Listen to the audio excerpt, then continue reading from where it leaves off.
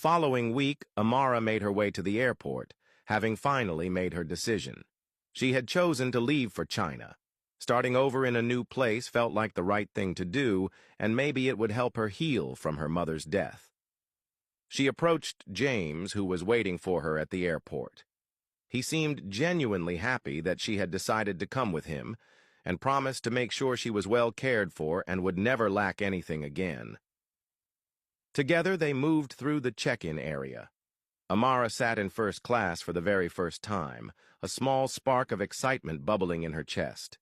She wondered what starting a new life in a completely different country would feel like and hoped that, wherever her mother was, she would be happy with the choice she had made. As the flight took off, she looked out the window and giggled softly at the thought of all that lay ahead.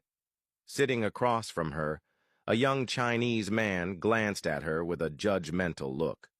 He wore a cap and a mask covering most of his face, but his eyes said enough. She could tell he was silently judging her for giggling so loudly. She quickly made a small gesture to apologize, but he simply looked away and put on his headphones.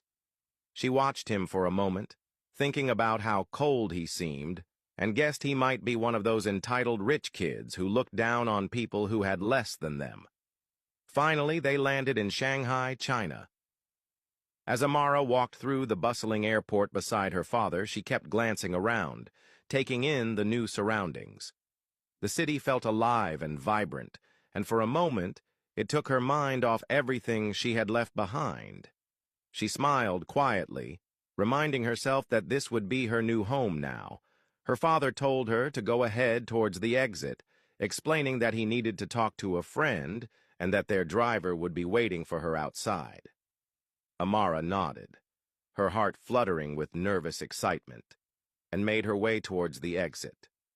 As she walked, she noticed a huge crowd gathered in the airport, mostly young women holding up signs that read, "Our King is back."